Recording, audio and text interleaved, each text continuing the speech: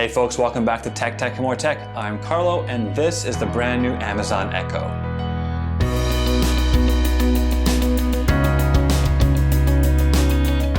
As always, if you prefer a more detailed written review, head on over to techandmoretech.com or check the link in the description just below that like button. For the longest time, Echoes have been iconic in their cylindrical design, but that ends today. Cylinders are out, spheres are in. The new Echo, Echo Dot, and even the new Echo Show are all adopting a spherical design. Besides the new obvious form factor change, the internals have been updated as well to give you better value than ever. The new Echo has a 3-inch woofer firing upwards at about a 45-degree angle and has two 20mm tweeters horizontally below it. I think they realized that the whole idea of 360-degree audio just doesn't really work very well in speakers of this sort of size and volume. So instead they're going for a more directional approach, and all this really means is instead of placing in the middle of the room, you're going to place it like on a bookshelf or something, kind of facing towards the room. And the new design of the Echo kind of suggests this as well. It is covered in this soft sort of mesh fabric, but the base is a hard plastic that is sort of angled in a way that it basically tells you which way to point the speaker. The Echo comes in the same three colors as before. You've got white, gray, or blue, and I think they did a really good job with the design, making it both stand out and kind of blend in at the same time. The spherical design is almost guaranteed to sort of catch your eye, but because of the soft fabric and the soft sort of colors, it also doesn't make it an eyesore either. What I don't necessarily like about the design is the buttons up top. I think they kind of cheapen the design a little bit and make it a little bit too playful. Nevertheless, I think it's good to have these functions obvious and easy to access, and they are volume control, invoking Alex, and also disabling the microphones. The Nest Audio that I reviewed has these same functions but hidden as capacitive touch buttons, which makes it more aesthetically pleasing in my opinion, but it also makes it easy to forget that functionality is there to begin with. Despite the mute button not being a toggle switch but rather just a button, it does still physically disable the microphones. So if you lose power while the microphones are muted, and when you regain power, they will still be muted. You will also always know if they're muted because the top button is going to glow in red, and the bottom ring is also going to glow in red. That's right, the Echo's iconic blue ring is no longer at the top of the device, but is now instead at the bottom.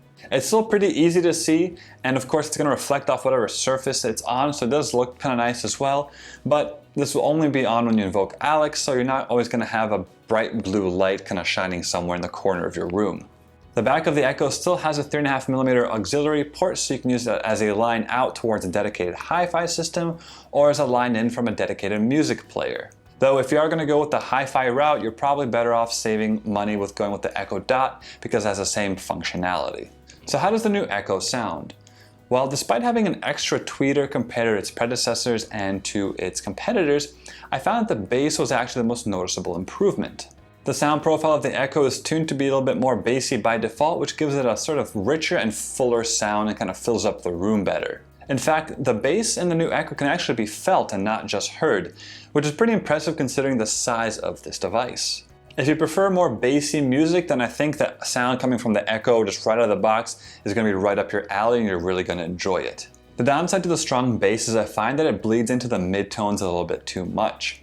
If you prefer a more sort of precise audio, then you might have to mess around a little bit with the EQ settings, or maybe if you consider something like the Nest Audio that has a little bit more balanced and more detailed midtones. If you're just an average music listener and you want to yell it across the room to play Spotify, then I think you're going to be happy with the Echo no matter what. And if you like it so much, you can go a step further and get another one and pair it into stereo. In fact, you can even go another step further and pair with an Echo Sub and to your Fire TV, and then you have a sort of whole home theater setup. Now obviously the second aspect of a smart speaker is the smarts, and the Echo, because it has Alex, is still pretty smart. Alex can do all the same things here as it can on pretty much any other device that is limited to just to audio, so there's nothing unique about just the Echo. But it does have an extra couple tricks up its sleeve. Primarily, it's that it has a Zigbee and Sidewalk hub built in. Now, Sidewalk is still basically in its infancy, so we're not really going to talk about it here, but Zigbee is kind of a big deal. In a nutshell, Zigbee is a way for small smart home devices to communicate with each other. Wi-Fi tends to use too much power, so little devices like motion sensors or contact sensors, they tend to prefer something like Zigbee. But because your home router doesn't speak Zigbee basically, you need to have another device, a hub, to communicate with it. If you want more details on this, you can check the link in the description below where I talk about all the different smart home protocols and go into more detail with them. So with the Echo now having a Zigbee hub built into it, it means it's going to be compatible with a wider range of smart home devices, and it's going to make the barrier to entry to have a sort of more complete smart home that much lower for average consumers, because they won't need to buy another dedicated device. Connecting a Zigbee device to the Echo is actually pretty straightforward, as you would imagine, but you do actually have to scroll down and select Other. And that's fine for tech-savvy people that know what they're doing, but for the mass adoption for mass consumers, I think it needs to be a little bit less ambiguous. I couldn't find anywhere online that says how many microphones the new Echo has, but however many it may be, it was excellent in understanding my voice even at high volumes. At 100% volume, sitting across the room, I didn't have to yell to invoke Alex, and it still recognized my voice profile regardless. So all of this brings us to the golden question. Should you buy the new Echo? As always, we're going to start with the price, which is $99, which is exactly what the Nest Audio is and the new HomePod Mini. If you're not tied into any particular smart home ecosystem quite yet, or you just want a good sounding speaker that you can control with your voice, then don't do anything quite yet. The HomePod Mini comes out in a couple of weeks, and it should be right up there in terms of quality with the new Echo and the Nest Audio.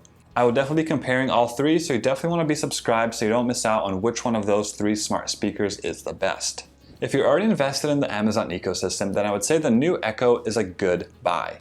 If you have a first or second generation Echo and you listen to a lot of music on it, then I would definitely recommend upgrading to the new Echo 4, because it's going to be an upgrade all around.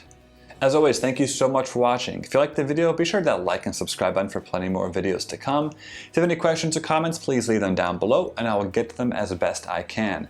And until next time, see ya.